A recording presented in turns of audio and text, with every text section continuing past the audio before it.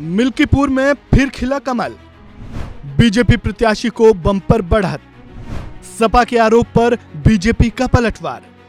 मिल्कीपुर विधानसभा उपचुनाव की मतगणना जारी है। इस बीच बीजेपी के लिए अच्छी खबर लगातार सामने आ रही है। बीजेपी के उम्मीदवार चंद्रभानु पासवान लगभग 11,000 से ज्यादा वोटों से आगे चल रहे हैं। अब तक उन्हें 21,000 से ज्यादा वोट मिल चुके हैं, जबकि समाजवादी पार्टी के अजीत प्रसाद को 9,000 से ज्यादा वोट मिल चुके हैं।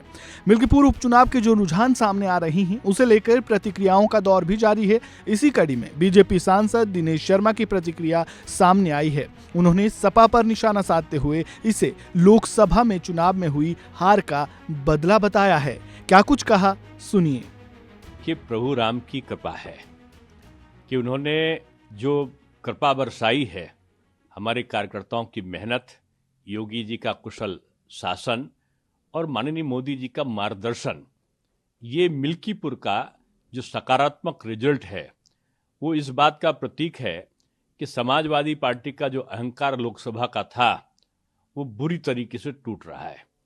और वो एक चांस रहा होगा जिसमें अफवाहों के कारण तमाम क्षेत्र प्रभावित हुए थे। अब मिल्कीपुर ने जो वास्तविक कार्य है राम राज्य स्थापित करने का बीजेपी का, उसको स्वीकार किया है। और मैं समझता हूँ कि समाजवादी पार्टी को बजाय वो कफन लाना और ये लाना, इसके हार को प्यार से लोकतांत्रिक परंपराओं के अनुसार स्वीकार करनी चाहिए और अपनी गलतियों का पुनर्अवलोकन करना चाहिए।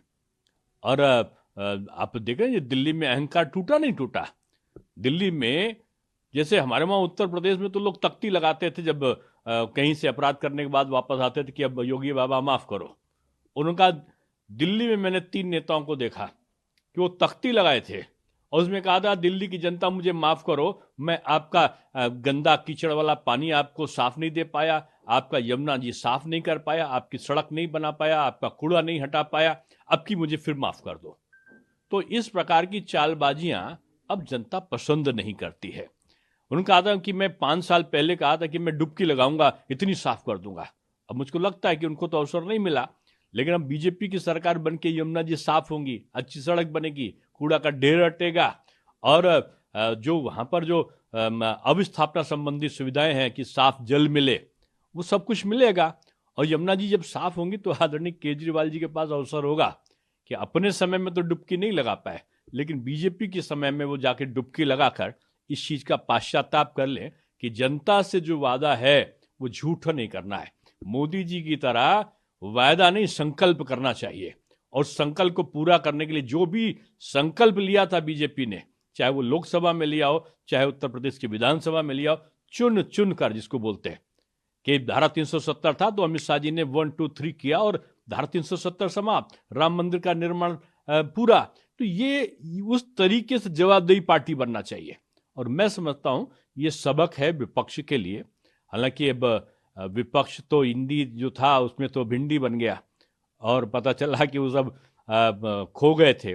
इस चुनावी मेला में यूपी के 2 लड़के अलग अलग भड़के और एक ने कहा, यूपी के एक लड़के ने, जो इनको, मैं नहीं लड़का बोल रहा हूँ, उनका विज्ञापन था, उन्होंने कहा कि जो आम आदमी पार्टी के वो हैं वो सबसे बड़े भ्रष्टाचार के हैं, शराब का घोटाले वाले। तो इन्होंने उनको कहा कि ये तो नेशनल हेराल्ड के अपराधी हैं घोटाले के।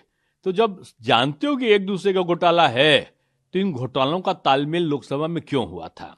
जनता ने ये प्रश्न किया है और हार इसी सब कुटिल नीतियों के कारण, इनके जो गलत बयानी के कारण इनकी हार हो रही है।